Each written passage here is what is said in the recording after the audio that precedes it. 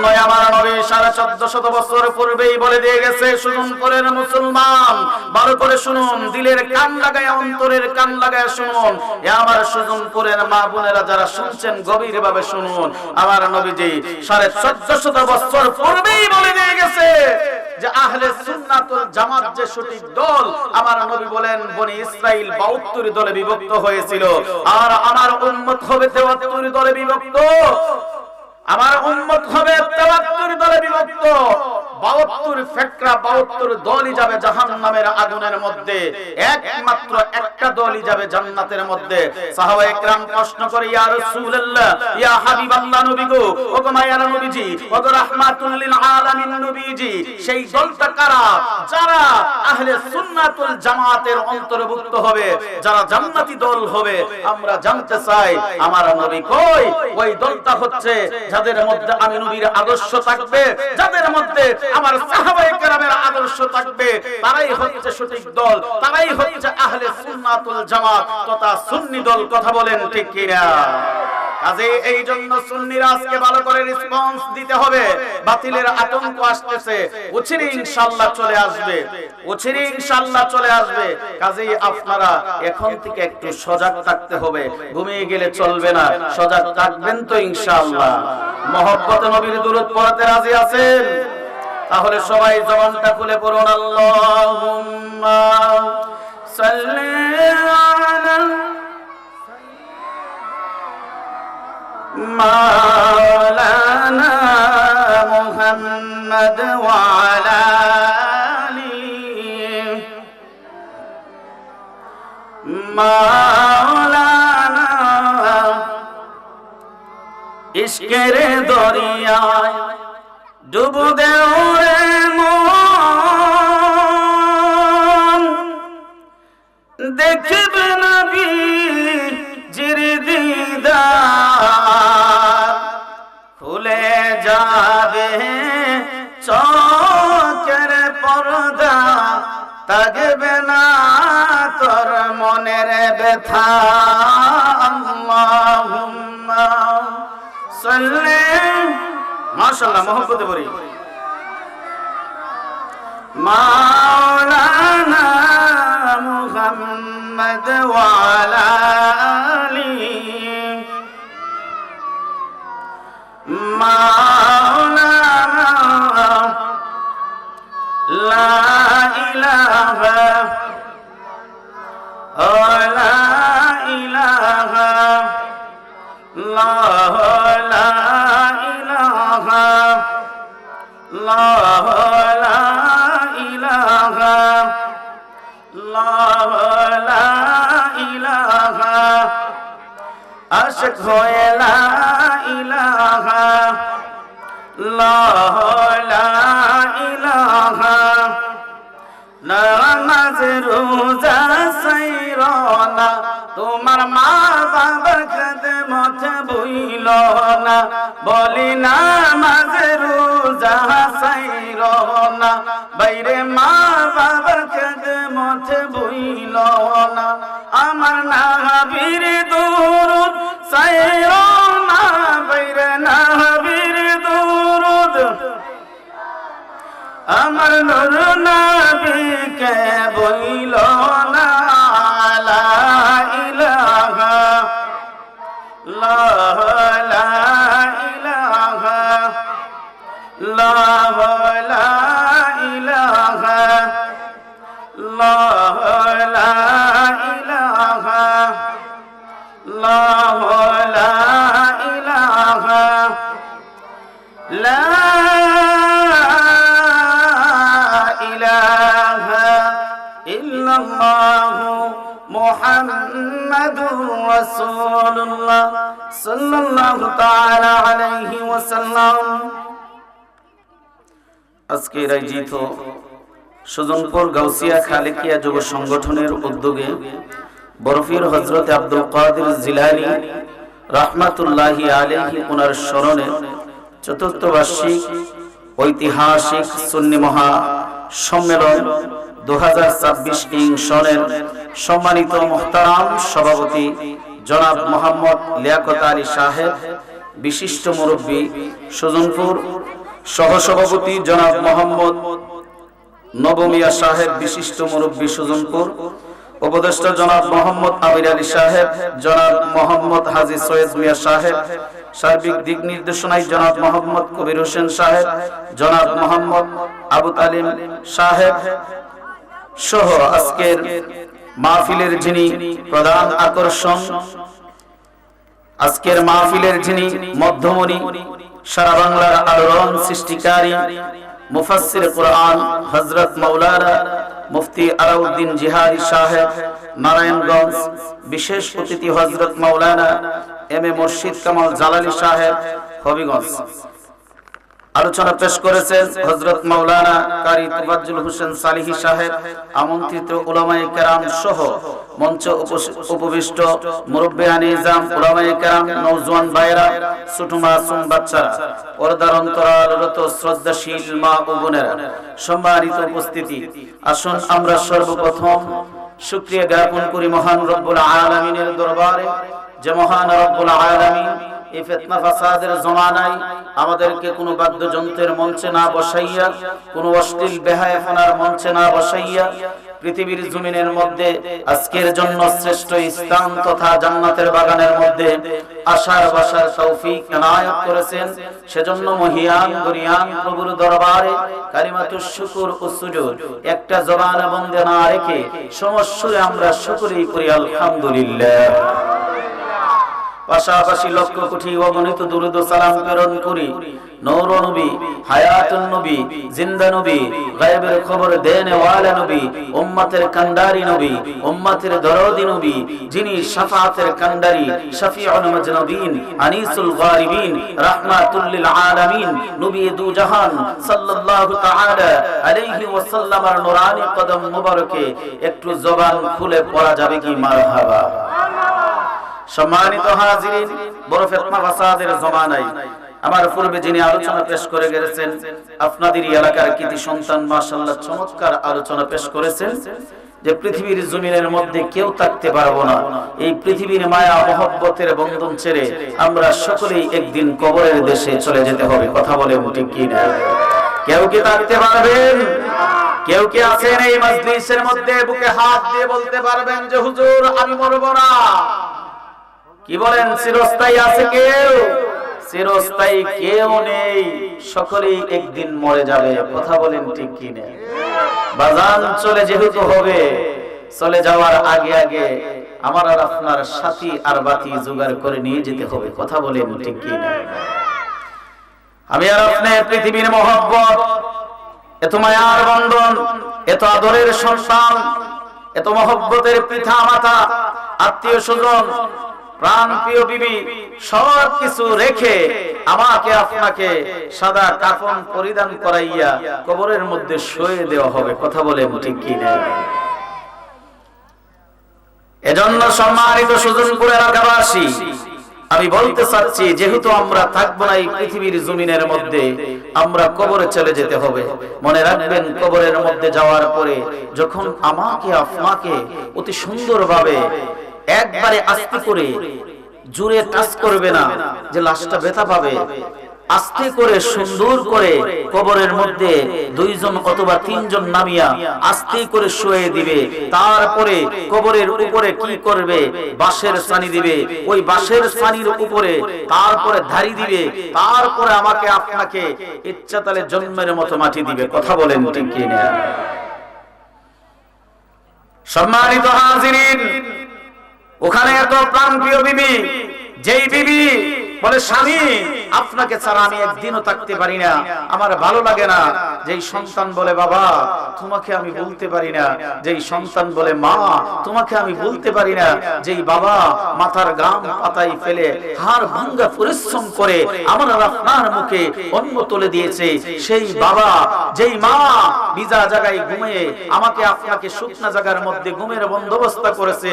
শুধু তাই নয়, আপনি যখন ছোট ছিলেন এক জায়গায় ডান পাশে প্রস্রাব করে দিলে আপনাকে বাম পাশে শোয়ানো হইতো, আবার যখন বাম পাশে প্রস্রাব করে দিতেন তখন মা কি করত, দুনো পাশ ভিজে গেছে আপনাকে বুকের উপরে নিয়ে পর্যন্ত ঘুমাইতো। সেই মা পর্যন্ত কবরের মধ্যে যাবে না, কোনো মায়ার মানুষ যাবে না, কোনো বন্ধু যাবে না, কোনো বান্ধব যাবে না, কোনো এমপি যাবে না, কোনো মন্ত্রী যাবে না, কোনো চেয়ারম্যান যাবে না, কোনো মেম্বার যাবে না, সমাজের কোনো ভদ্রলোক যাবে না, কেউ যাবে না। আমাকে আপনাকে একাই কবরের মধ্যে যেতে হবে। কথা বলেন ঠিক কিনা? সেই কবরের মধ্যে যখন আমাকে আপনাকে ফেলে আসবে, 40 কদম আসার পরে 40 কদম আসার পরে আল্লাহর পক্ষ থেকে আগন্তুক ফেরেশতা এসে আমাকে আপনাকে জীবিত করে প্রশ্ন করা হবে। কথা বলেন ঠিক কিনা? সিয়াসিত্তার কিতাবের মধ্যে আসছে প্রশ্ন করবে 3টা। ইমাম বুখারী রাহিমাহুল্লাহ ওনার কিতাবের মধ্যে নিয়ে আসছেন যে প্রশ্ন করা হবে কবরের মধ্যে মাত্র একটা। কয়টা? আরো জোরে, কয়টা?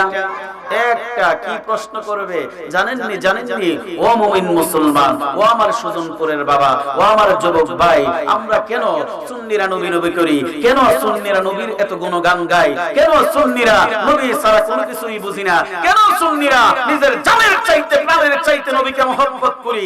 জানুনি জানুনি ওই দিন কবরের মধ্যে আমার নবীকে দেখানো হবে। বাংলার জমিনের মধ্যে একদল ভাই আছে যারা নাকি বলে কবরে নবী দেখানো হবে না, কবরে নাকি ছবি দেখানো হবে। আমি জানতে চাই হে সুজনপুরবাসী, আমি আপনাদেরকে প্রশ্ন করি, আমি জানতে চাই আপনাদের কাছ থেকে কবরে কি নবী দেখানো হবে নাকি ছবি দেখানো হবে? কথা বলেন, কি দেখানো হবে? এটা হচ্ছে আহলে সুন্নাত ওয়াল জামাতের আকীদা। কবরে ছবি নয়, কবরে সশরীরে নবী। কথা বলেন ঠিক কিনা?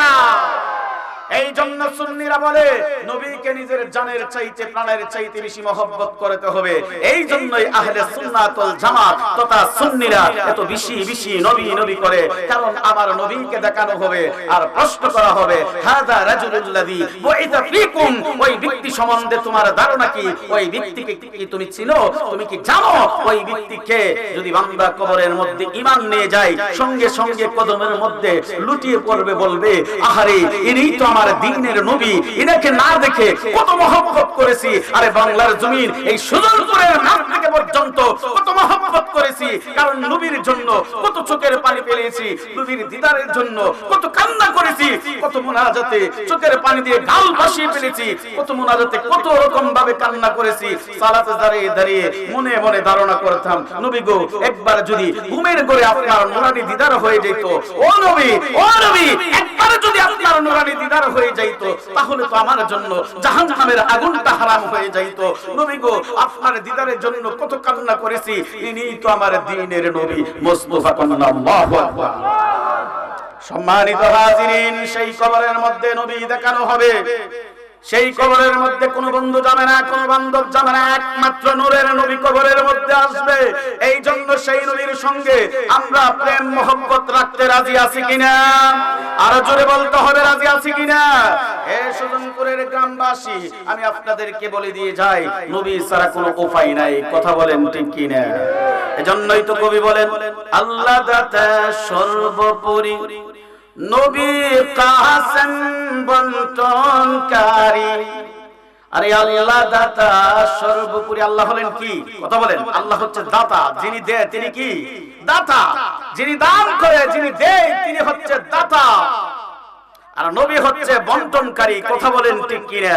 দেখেন না, সরকার থেকে বাজেট পাস হয়, এমপি মন্ত্রীরা সেটা বন্টন করে। কথা বলেন ঠিক কিনা? এজন্য বন্টনের মধ্যে বাজান ইনসাফের বন্টন রাখতে হবে। কথা বলেন ঠিক কিনা?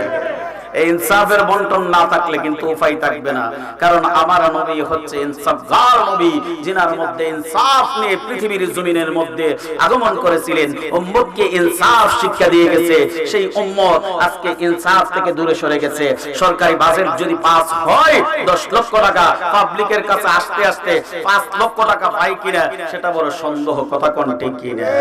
বাকিটা যায় কই? যায় কই? তুমি তো বন্টনকারী, কারণ তুমি তো দাতা নও। দাতা হচ্ছে সরকার, তুমি জাস্ট এটা বন্টন করে দিবা, কিন্তু তোমার বন্টনের মধ্যে ইনসাফ নাই কেন? এই জন্য ইনসাফ ফিরিয়ে নিয়ে আসতে হবে। মনে রাখবেন, বাংলার জমিনে আজকে শান্তি নাই, শুধু হাহাকার আর হাহাকার, শুধু হাহাকার হাহাকার, গুম খুন, এইগুলা যেন একটা নিত্যদিনের রুটিন হয়ে গেছে। যখনই আপনি খবরের কাগজের মধ্যে চোখ রাখবেন, টেলিভিশনের পর্দার কাগজের খবরের মধ্যে যখন চোখ রাখবেন, দেখবেন তো ওই জায়গায় দর্শন, ওই জায়গায় খুন, ওই জায়গায় মামলা। এটা কেন? কারণ পৃথিবীর জমিনের মধ্যে ইনসাফ নাই। আমার নবী ইনসাফ শিক্ষা দিয়ে গেছেন, ইনসাফ প্রতিষ্ঠা করে গেছেন। সেই ইনসাফ ভিত্তিক তুমি রাষ্ট্র পরিচালনা করতেছো না। যদি ইনসাফ ভিত্তিক রাষ্ট্র পরিচালনা করতো, তাহলে অবশ্যই বাংলার জমিনে রহমত নাজিল হয়ে যাইত। কথা কোন ঠিক কিনা? হাজিরিন, এই জন্য আমার নবী ইনসাফ করেছেন। আমার নবী হচ্ছে ইনসাফকারী, উত্তম বন্টনকারী। এই বন্টনের মধ্যে যদি শামিল থাকতে চাও, অবশ্যই দেখা গেছে মেম্বাররা কি করে একটা লিস্ট করে নাও। বিভিন্ন রকমের সরকারি যে ভাতা আসে, অনুদানগুলো আসে, চাউল আসে, গম আসে, বিভিন্ন রকমের মাল আসে। কথা কোন ঠিক কিনা? মেম্বার চেয়ারম্যান মিলিত হইয়া সেটাকে একটা লিস্ট তৈরি করে যে কাকে কাকে দেওয়া যায়, যে যোগ্য ব্যক্তি তার নামটা দেয়। কথা কোন ঠিক কিনা? যেটা পাওয়ার উপযুক্ত তার নামটা এই লিস্টের মধ্যে আনা হয়। কিন্তু আমি আর আপনি যারা সচ্ছল ব্যক্তি আছি, হাজার চেষ্টা করলো আমার নামটা দিবনি। কথা কোন না করে বুঝেন না? মনে করে আপনি যারা সম্পদ যারা আছে তাদের নামটা দিবনি। 10 কেজি চালের জন্য, 10 কেজি গমের জন্য কেন দিবে না? কারণ আপনি চলতে পারতেছেন, আরেকবার খাইতে পানা, এই ব্যক্তিরে দেওয়ার দরকার। কথা কোন ঠিক কিনা? এই জন্য মেম্বার চেয়ারম্যানরা দিকা বাছাই কইরা সেইরা নামগুলা লিস্ট করে যে তারাই এটা মালটা পাওয়ার উপযুক্ত। ঠিক তেমনি ভাবে মনে রাখবেন আমার নবী উত্তম বন্টনকারী। আমার নবীর এই বন্টনে যদি শামিল হতে চান, তাহলে অবশ্যই হৃদয়ে নবীকে ধারণ করতে হবে। কথা বলেন না ঠিক কিনা? এজন্য আমরা মনে করি কবরের ছবি নয়, কবরে হচ্ছে নবী। কথা বলেন ঠিক কিনা? প্রিয় হাজিরিন, ওই কবরের মধ্যে আমার নবীকে দেখে ফেরেশতা প্রশ্ন করবে, হাযা রাজুলুল্লাযী বুইসা ফীকুম। ওই ব্যক্তি সম্বন্ধে তোমার ধারণা কি? ওই ব্যক্তিকে তুমি চিনো? ওই ব্যক্তি সম্বন্ধে তোমার আকীদা কি ছিল, কি আছে? তখন যদি আপনি ঈমান নিয়ে কবরের মধ্যে প্রবেশ করতে পারেন, তাহলে অবশ্যই নবী চিনবেন।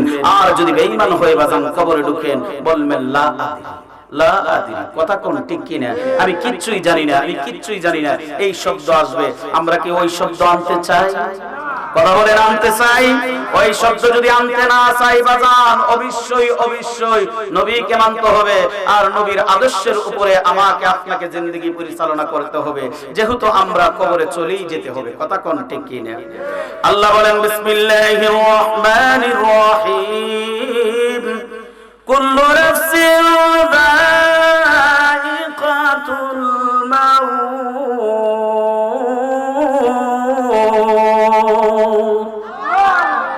আল্লাহ বলেন, সকল প্রাণী একদিন মৃত্যুর পেয়ালা চাখতে হবে, মৃত্যুর স্বাদ গ্রহণ করতে হবে। কথা কোন ঠিক কিনা? কেউ বাঁচবে না। পৃথিবীর জমিনের মধ্যে ধনী বলেন মারা যাবে, গরিব বলেন মারা যাবেন, বড়লোক বলেন মারা যাবে, সুন্দর বলেন মারা যাবে, কালো বলেন মারা যাবে, মহিলা বলেন মারা যাবে, পুরুষ বলেন মারা যাবে, হিন্দু বলেন মারা যাবে, বৌদ্ধ বলেন মারা যাবে, খ্রিস্টান বলেন মারা যাবে, ইহুদি বলেন মারা যাবে, মুসলমান বলেন মারা যাবেন। কেউ থাকবে না বাজার, সকলেই একদিন মারা যাবেন। যেহেতু মারা যাবো রে বাজার, অবশ্যই মরার আগে আমাকে আপনাকে ঈমানটা পরিপূর্ণ করতে হবে। কথা কোন ঠিক কিনা? বাজান রে, কবরের মধ্যে যাবেন, কাল কিয়ামতের কঠিন মাহশরের দিবসটা কিন্তু অত্যন্ত কঠিন। কথা কোন ঠিক কিনা? আমাকে আপনাকে আল্লাহ রাব্বুল আলামিন কোরআনুল কারীমের মধ্যে ইরশাদ করে বলতেছেন, মিনহা খালাকনাকুম ওয়া ফিহা নুঈদুকুম ওয়া মিনহা নুখরিজুকুম তারাতান উখরা। আল্লাহ রাব্বুল আলামিন বলেন, তোমাদেরকে এই মাটি থেকে উৎপন্ন করা হয়েছে, সৃষ্টি করা হয়েছে, আবার এই মাটির মধ্যেই তোমাদেরকে ফিরিয়ে দেওয়া হবে। যেই দিন কাল কিয়ামতের মাঠ কায়েম হয়ে যাবে, ওখান থেকেই তোমাদেরকে বের করা হবে। বের করে তোমাদের কাছ থেকে কড়াই গন্ডাই হিসাব নেওয়া হবে। হিসাবটা কি রকম হবে জানেন নি? আমার আল্লাহ কোরআনুল কারীমের মধ্যে বলেন, ফামাইয়ামাল মিসকালা যাররাতিন খায়রান ইয়ারা ওয়া মাইয়ামাল মিসকালা যাররাতিন শাররান ইয়ারা। পৃথিবীর পৃথিবীর জমিনের মধ্যে অনু পরিমাণ জাররার পরিমাণ জাররা বুঝেননি রে সুজন করেন বাবা ও আমার যুবক ভাই, জাররা বুঝেননি। একটা সরিষার দানাকে 70 ভাগের আরো অধিক যদি খণ্ডন করা হয়, বলেন তো আপনাকে যদি বলি একটা সরিষাকে 4টা ভাগ করে দেন, 5টা ভাগ করে দেন, 6টা ভাগ করে দেন, আপনি কি দিতে পারবেন নি? কথা কোন না কেন বুঝেন না? রেসপন্স দিতে হবে। আলাউদ্দিন জিহাদি সাহেব হুজুর যদি আসে, আপনারা এরকম রেসপন্স দিলে আলোচনা করতে পারবো। কথা কোন না কেন? কথা কোন না? ঠিক কি আওয়াজ দিতে হবে। আপনাকে যদি বলা হয় যে বাজান আপনাকে একটা সরিষার দানা দেওয়া হলো, আপনি ওই সরিষার দানাটাকে 10টা খণ্ড করে দেন, 6টা খণ্ড করে দেন, 7টা খণ্ড করে দেন, আপনি পারবেন না। কারণ এটা এত ছোট, আপনার সাধারণ চাকু দিয়ে সেটাকে ভাগ করা, খণ্ডন করা সম্ভব না। সেটা ভাগ করতে গেলে অবশ্যই অনুবীক্ষণ যন্ত্রের প্রয়োজন লাগবে। যেই যন্ত্র দিয়া সেটা মাইক্রোসফট যাকে বলা হয়, ওই যন্ত্রগুলা দিয়া এটা করতে হবে। কথা কোন ঠিক কিনা? বাজান রে ওই সরিষার দানাকে 70-এর অধিক যদি খণ্ডন করা হয়, আমার তো মনে হয় ওই খণ্ডনের এক টুকরা সরিষার দানাকে এই চর্মচক্ষে দেখা সম্ভব না। কথা বলেন ঠিক কিনা? এর চাইতে আরো কম যদি এরকম জাররা পরিমাণ অনু পরিমাণ তুমি ভালো কাজ করে থাকো, অবশ্যই আমার আল্লাহ রাব্বুল আলামিন ওই দিন তোমাকে ঠকাবে না, ওই দিন তোমার সঙ্গে না ইনসাফি করবে না। ওই দিন তোমাকে পুঙ্খানু ভাবে তুমি যে ভালো কর্মটা করেছো সেটার প্রতিদান তোমার ডান হাতের মধ্যে দেওয়া হবে। কন্যা সুবহানাল্লাহ। আর যদি এইরকম ভাবে বিপরীত দিকে বলতেছে, যদি ওই রকম অনুপরিমাণ খারাপ কাজ করে থাকো, তুমি মনে রাখিও এটার জন্য তোমাকে কঠিন হস্তে পাকড়াও করা হবে। এই জন্য বাজান আমি আর আপনি পৃথিবীর জমিনের মধ্যে থাকবো না, সকলেই চলে যেতে হবে। আমরা সকলেই মারা যাব, সকলেই মৃত্যুর পেয়ালা থাকতে হবে। কথা কোন ঠিক কিনা? অনেক ভাই বাবাজিরা আছে পৃথিবীর জমিনের মধ্যে যারা হচ্ছে নাস্তিক। কি কথা বলেন না? নাস্তিক যারা আল্লাহ বলতে কোনো কিছুই মানে না। তারা বলে দেয়ার ইজ নো গড, আল্লাহ বলতে কোনো কিছুই নাই। কি বলেন? আল্লাহ আছে না নাই? আপনাদের বিশ্বাস হয়নি? এ বাজান আল্লাহকে চর্মচক্ষে দেখা সম্ভব না, কিন্তু কাল কিয়ামতের কঠিন মাহশরের দিবসে যদি ঈমান নিয়ে যেতে পারেন অবশ্যই দেখতে পারবেন। কথা কোন ঠিক কিনা? বাজান রে তারা বলে দেয়ার ইজ নো গড, আল্লাহ বলতে কোনো কিছুই নাই। তারা বলে এই দুনিয়া মস্ত বড়, আগামীকাল বাঁচবে কিনা কি বুঝো? এই দুনিয়াটার মধ্যে যা করার করে নাও, মরার পরে কি হবে না হবে কিছুই তো জানো না। আর মরার পরে কোনো জিন্দেগি নাই, কোনো কিছুই নাই। তারা এরকম বলে। কথা বলেন ঠিক কিনা? আমি বলতে চাই মরার পরেই তো শুরু হয়। কথা কোন ঠিক কিনা? বাজান দেখ পৃথিবীর জমিনের হায়াতের শেষ আছে, পরকালের জমিনের হায়াতের কখনো শেষ নাই। কথা কোন ঠিক কিনা? যেটার শুরু আছে কোনো শেষ নাই। পৃথিবীর জমিনের হায়াতের শুরু আছে আবার শেষও আছে, কিন্তু কবরের জগতে যখন যাবেন ওইখান থেকে যে একটা লম্বা সফর শুরু হবে, ওই সফরের শেষ নাই। কথা কোন ঠিক কিনা? বাজান সকলেই মারা যাব, আমি আর আপনি সকলেই মৃত্যুবরণ করব, সকলেই মারা যাব। কলকাতার কোনো কিছুই থাকবে না, সব কিছুই একদিন ধ্বংসশীল। কথা কোন ঠিক কিনা? মানুষ মারা যাবে, দানব মারা যাবে, পশু পঙ্খী মারা যাবে, বনের হিংস্র পশু পাখি সব কিছুই মারা যাবে, প্রাণীকুল মারা যাবে, গাছ বৃক্ষলতা তরুণ সব কিছুই মারা যাবে। এমনকি পৃথিবীটা পর্যন্ত একদিন ধ্বংস হয়ে যাবে। কথা কোন ঠিক কিনা? সব কিছুই মারা যাবে। এইরকম ভাবে যখন মারা যাবে, আল্লাহ রাব্বুল আলামিন যখন কিয়ামতের সময় আদেশ করবে, সব কিছু ইন্তেকাল হয়ে যাবে, পৃথিবীটা একবারে তুলার মতো উড়িয়ে দেওয়া হবে। হযরত ইসরাফিল আলাইহিস সালাতু ওয়াস সালাম যখন সূরা কারিয়াকে 2টা ভাগে বিভক্ত করে, ইসরাফিল আলাইহিস সালাতু ওয়াস সালাম যে সিংহার মধ্যে ফু দিব কয়টা? কুরআনুল কারীমের মধ্যে সূরা কারিয়ার মধ্যে আসছে 2টা ফু দিব। কয়টা ফু? 2টা ফু দিব।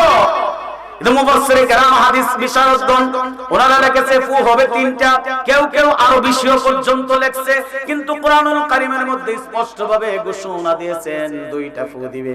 এক একটা ফু এত লম্বা হবে, এত বেকটের চাইতে বেকট আওয়াজ হবে। এখন দেখেন না এই যে বক্স আছে না, আছে না?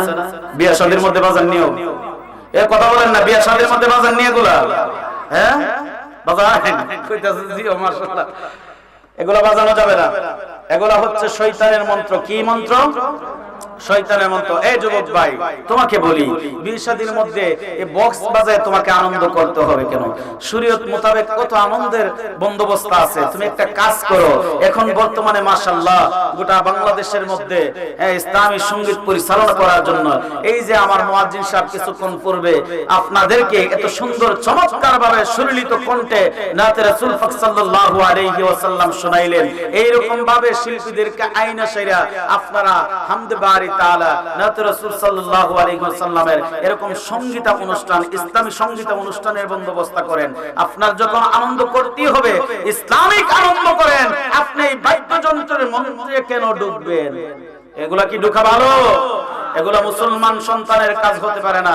যুবক ভাই, তুমি বড় দামি, তুমি বড় দামি। কেমনে দামি জানুনি? আল্লাহর নবী সাল্লাল্লাহু আলাইহি ওয়াসাল্লাম কই, যুবক ও যুবক, তুমি যখন ইবাদত করো, যখন তুমি জওয়ান বয়সে নামাজ পড়ো, রোজা রাখো, হজ করো, যাকাত প্রদান করো, ভালো কর্মকাণ্ড করো, সমাজের মধ্যে উন্নয়নমূলক কাজের মধ্যে শামিল হও, আল্লাহ রাব্বুল আলামিন এতই খুশি হয়, এতই খুশি হয় তোমার উপরে। কেন? কেন? কারণ তোমার বয়সটা যুবক, টকবকে যুবক, তোমার শরীরের মধ্যে শক্তি আছে, সামর্থ্য আছে। এই যে বৃদ্ধ বাবা, এখন চাইলেই আমার মতো কথা বলার মতো সামর্থ্য নাই, শক্তি নাই, কোনো কিছুই করা সম্ভব নাই। এই জন্য মহান রব্বুল আলামিনের কাছে যুবক বয়সটা অত্যন্ত দামি। ওই বয়সটা যদি তুমি ইসলামিক জিন্দেগি গড়ে যাইতে পারো, নামাজ পড়ে যাইতে পারো, নবীকে নিজের জানের চাইতে মহব্বত করে যাইতে পারো, তাহলে তোমার এই প্রতিদানটাও ডবল দান করবে। কন্যা সুবহানাল্লাহ। মনে রাখবেন, মনে রাখবেন, বৃদ্ধ বয়সে ওইগুলা করা সম্ভব না, যুবক বয়সে যা করা সম্ভব। এই জন্য তোমাকে আল্লাহ রাব্বুল আলামিন শক্তি দিয়েছে, সামর্থ্য দিয়েছে, বালকটা মেধা দিয়েছে। এত সুন্দর মেধা, এত সুন্দর শক্তি, এত সুন্দর সুদাম দেহের অধিকারী তোমাকে আল্লাহ রাব্বুল আলামিন বড় মায়া কইরা বানাইছে। কেমন মায়া কইরা বানাইছে জানোনি? জানোনি তোমাকে কেমন মায়া কইরা বানাইছে? আল্লাহ রাব্বুল আলামিন বলেন সূরা ৩ এর মধ্যে, ওয়াত-তিনি ওয়াজ-যাইতুন ওয়া তুরি সিনিন ওয়া হাযাল বালাদিল আমিন। আল্লাহ রাব্বুল আলামিন কয়েকটা কসম এখানে খাইলেন, ওয়াত-তিনি ওয়াজ-যাইতুন, তিন এবং যাইতুন যেটা নাকি সর্বোচ্চ সর্বরোগের ঔষধ, ওইগুলোর কসম কে বলেন? ওয়াত-তিনি ওয়াজ-যাইতুন ওয়া তুরি সিনিন, তুরে সিন, তুরে সিন পাহাড়, ওই পাহাড়ের কসম করে বলেন ওয়া হাযাল বালাদিল আমিন, পবিত্র নগরের কসম কে আল্লাহ সুবহানাহু তাআলা বলতেছেন, লাকাদ খালাকনাল ইনসানা ফি আহসানি তাকওয়িম। কন্যা সুবহানাল্লাহ। আল্লাহ রাব্বুল আলামিন তুমি যে কত দামি, তোমার বরত্ব বোঝানোর জন্য, তোমার সম্মান বোঝানোর জন্য মহান রাব্বুল আলামিন একে একে ৪-৫টা কসম করে বলতেছেন, তোমাকে বড় আহসানের সহিত মায়া করে, মহব্বত করে, খুব সুন্দরভাবে, সুশীলভাবে তোমাকে আমি বানাইছি। কন্যা সুবহানাল্লাহ। তাহলে আমি আর আপনি আমার দাম বুঝতেছি না, আপনার দাম আপনি বুঝতেছেন না, ঠিকই একদিন বুঝবেন। সেই দিন বুঝলে আর কোনো কাজ হবে না। এই জন্যই তো মুরব্বীর একটা কথা বলে, সময়ের থাকতে সময়ের কদর করো, সময় হারিয়ে গেলে আফসোস করলে কোনো লাভ হবে না। কথা বলেন ঠিক কি? আমরা কি সময় থাকতে সময়ের কদর করতে রাজি আছি বাজান? এ বাগান সময় থাকতে সময়ের কদর করব। ও যুবক ভাই, এই জন্য বলি, তুমি এই বাদ্যযন্ত্রের মঞ্চের বন্দোবস্ত না করে, এই রকম বন্দোবস্ত না করে তুমি কি করো? সঙ্গীত অনুষ্ঠানের বন্দোবস্ত করো, হামদে বারি তাআলা নাচ পরিবেশনের একটা বন্দোবস্ত করো। এতে করে তোমার দুইটা ফায়দা হবে। বলবো কয়টা ফায়দা? আওয়াজ দিলে বলবো কয়টা ফায়দা বলবো। এক নাম্বার ফায়দা হচ্ছে গুনাহ থেকে বেঁচে যাচ্ছ। তোমার দ্বারা হাতের জিনা, পায়ের জিনা, চোখের জিনা, অঙ্গ প্রত্যঙ্গের জিনা। ও মিয়া, হাতের জিনা হচ্ছে হাত দ্বারা ধরা, পায়ের জিনা হচ্ছে পা দ্বারা চলা, চোখের জিনা হচ্ছে চোখ দ্বারা দেখা, নাকের জিনা হচ্ছে নাক দিয়ে ঘ্রাণ নেওয়া, মুখের জিনা হচ্ছে জবান দিয়ে কথা বলা। এই রকম ভাবে প্রতিটা অঙ্গ প্রত্যঙ্গের জিনা আছে। তুমি যদি এই রকম সঙ্গীত অনুষ্ঠান, ইসলামিক পরিবেশের বন্দোবস্ত করতে পারো, ও বাজান, বাজান দে, আজকে দেখেন যুবকরা অত্যন্ত ভাগ্যবান। যেই মায়ে, ওই মায়েরা অত্যন্ত ভাগ্যবান, যেই মায়ের সন্তানেরা আজকের এই মাহফিলের বন্দোবস্ত করেছে, ওই মায়েরা অত্যন্ত সৌভাগ্যবান। কারণ কেনই বা হবে না সৌভাগ্যবান? ওই মায়ের সন্তানেরা ইচ্ছা করলে আজকে একটা গানের মঞ্চ দিতে পারতো। কথা কোন ঠিক কিনা? পারতো কিনা? গানের মঞ্চ দেই নাই, নাট্য মঞ্চ দেই নাই, যাত্রার মঞ্চ দেই না। বাজান রে পরকালের চিন্তা করে পৃথিবীর জমিনের মধ্যে শ্রেষ্ঠ বাগান সাজাইছে, জান্নাতের বাগান বানাইছে। এই জন্য আমি প্রাণ খুলে মন খুলে দোয়া করে দিয়ে যাই ওই যুবকরাদেরকে আল্লাহ রাব্বুল আলামিন যেন কিয়ামত পর্যন্ত, মরণের আগ পর্যন্ত ইসলামের সৈনিক হিসাবে কবুল করে। বলা যাবে কি আমিন? বাজান রে এই জন্য বলতে চাচ্ছি যুবক, ও যুবক, এদিক সেদিক চোখ দিও না, কান দিও না, হাত দিও না। প্রতিটা অঙ্গ প্রত্যঙ্গের জিনা হই। এক নম্বরে বলতে চাচ্ছি, তোমার এক নম্বরে ইসলামিক সঙ্গীত অনুষ্ঠানের বন্দোবস্ত করলে তুমি জিনা থেকে বেঁচে যাচ্ছ। দুই নম্বর হচ্ছে তোমার আমলের মধ্যে অটোমেটিকলি রাসূলের নাশিদ যখন গাইব, রাসূলের নাচ যখন পরিবেশন করব, এমনও হতে পারে এখন দেখলেন না হাদিয়া দেওয়া হয়। কথা কোন ঠিক কিনা? কারণ মনে যখন ভালো লাগে তখন ওই পকেট থেকে বাহির হই। কথা কোন না ঠিক কিনা? মনে যখন শান্তি পান তখন এই পকেট থেকে টাকা বাহির হয়। কথা কোন ঠিক কিনা? এই জন্য বাজান এমন হতে পারে তোমার চক্ষুগুলা দিয়ে হামদে বারি তাআলা সইনা রাসূলের হাম নাতগুলা সইনা তোমার চক্ষু দিয়ে পানি বাহির হবে। এইগুলা শুনবেন আর আপনার আমলের মধ্যে একটা একটা কইরা নেকি লেখা হবে। কন্যা সুবহানাল্লাহ। তাহলে কি আমরা বিয়ে শাদীর মধ্যে ওই বাদ্যযন্ত্র করব নাকি সঙ্গীত অনুষ্ঠানের বন্দোবস্ত করব? বলে হুজুর এটা করলে খরচ অনেক, এটা পারবো না। তাহলে কি করব? আপনি কি করতে পারেন? খতমে সুবিনার বন্দোবস্ত করতে পারেন, খতমে সুবিনা পড়াইতে পারেন, মিলাদ শরীফের বন্দোবস্ত করতে পারেন, জিকির আজকারের বন্দোবস্ত করতে পারেন, কোরআন তেলাওয়াতের বন্দোবস্ত করতে পারেন, এইগুলা করতে পারেন। কিন্তু দেখেন আজকে আমরা পশ্চিমা ও সভ্য কালচার আমার দেশের মধ্যে ঢুকাইছি, হিন্দু কালচার আমার দেশের মধ্যে ঢুকাইছি, ঢুকাইয়া সেইরা ইসলামকে 12টা বাজায় দিছি। কথা কোন ঠিক কিনা? কারণ গায়ে হলুদ বলতে ইসলামের মধ্যে কোনো শব্দ নাই। হুজুর বলবেন প্রশ্ন করবেন, হুজুর সারা জীবন তো পূর্বপুরে সারা পর্যন্ত কইয়াইছে। কথা কোন না ঠিক কিনা? পূর্বপুরে সারা পর্যন্ত গায়ে হলুদ কইয়াইছে। ও মিয়া এখানকার যে গায়ে হলুদ সেটা গায়ে হলুদ নয়। এই জন্য বলবো এটা পর্দার খেলাফ হয়। এটা করলে শুধু গুনাহ। এগুলো না করে আপনি ভালো একটা কাজ করেন, দোয়া জিকির আজকারের বন্দোবস্ত করেন। কারণ মরণ তো হয়ে যাবে একদিন। বাজান রে সকলেই মারা যাব, আমি আপনি সবকিছুই মারা যাবে। একদিন ফেরেশতা কোন পর্যন্ত মারা যাবে, সমস্ত ফেরেশতা আলাইহিস সালাতু ওয়াস সালাম পর্যন্ত ইন্তেকাল করবে। চারজন ফেরেশতা থাকবে, জিবরাইল, মিকাইল, ইসরাফিল, হযরত আজরাইল আলাইহিস সালাতু ওয়াস সালাম। চারজন ফেরেশতা বাকি থাকবে।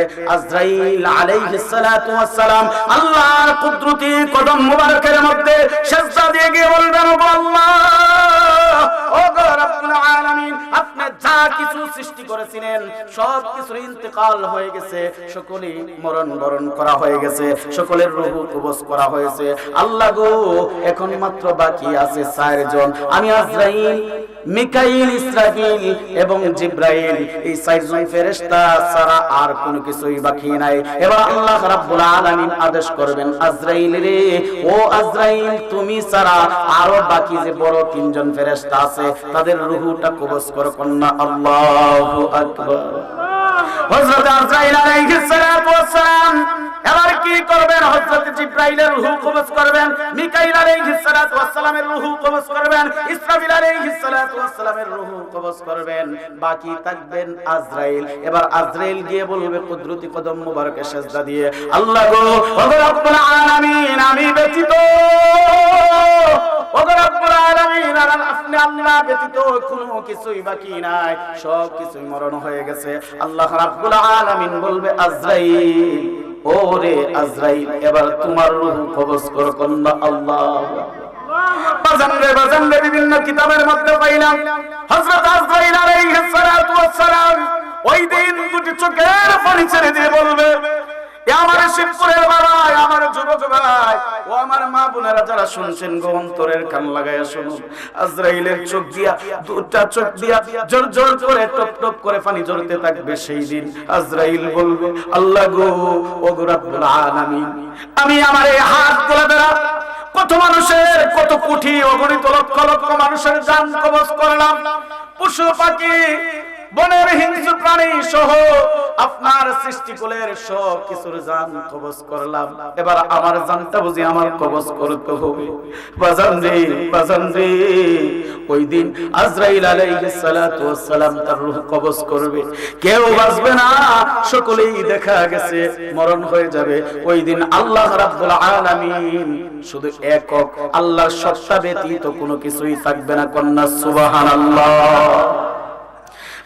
বাজান রে, ওই দিন আল্লাহ রাব্বুল আলামিনের সত্তাগত জবান দিয়ে এলান করবে, কয়েকটা ডাক দিবে, বলবে কে আছো পালোয়ান, কোথায় আজকে ওই পালোয়ানগুলা, নমরুদ হারুন, ওইগুলা যে পালোয়ানগুলা ছিল যারা নাকি ফেরাউন সহ যাদেরকে তারা নিজেদেরকে খোদা দাবি করতো, আজকে তারা কোথায়? কই সম্পদশালী ব্যক্তিরা, কই দখলদারিত্ব ব্যক্তিরা, কই যারা নাকি পালোয়ান ছিল, আজকে তারা কোথায়? কোনো জব আসবে না, জব আসবে না। বাজান রে, ওই দিন আল্লাহ রাব্বুল আলামিন কুরআনুল কারীমের মধ্যে ইরশাদ করা হয়েছে, কুল্লু মান আলাইহা ফান ওয়া ইয়াবকা ওয়াজহু রাব্বিকা যুল জালালি ওয়াল ইকরাম। আল্লাহ রাব্বুল আলামিন ওই দিন সব কিছু একবারে ধ্বংস হয়ে যাবে, একমাত্র স্থায়িত্ব হয়ে থাকবে মহান রব্বুল আলামিনের সত্তা। আল্লাহ ব্যতীত কোনো কিছুই অবশিষ্ট থাকবে না, সব কিছুই ধ্বংস হয়ে যাবে। আমি আর আপনি যেহেতু কবরে পথের যাত্রী, কবরে যেতে হবে, এই জন্য মরার আগে অবশ্যই মরার সামান তৈরি করতে হবে। কথা কোন ঠিক কিনা? আমার নবীকে নিজের জানের চাইতে প্রাণের চাইতে বেশি ভালোবাসতে হবে, আর 5 ওয়াক্ত সালাত কায়েম করে পড়তে হবে। আজকাল দেখা যায় আমি আর আপনি সুন্নি দাবি করি ঠিকই, কিন্তু নামাজ পড়তে জানি না। কথা কোন না ঠিক কিনা? বাজান রে, নামাজ ছাড়া পার হওয়া যাবে না। অবশ্যই মহান মুনিবের হুকুম নামাজ। আমার নবীজি পৃথিবীর জমিন থেকে গিয়ে দিদার করেছেন, দিদার এলাহি। কথা বলেন ঠিক কিনা? আমার নবীজি আল্লাহ রাব্বুল আলামিন পৃথিবীর জমিন থেকে নিয়ে দিদার দিয়েছেন, আর আল্লাহ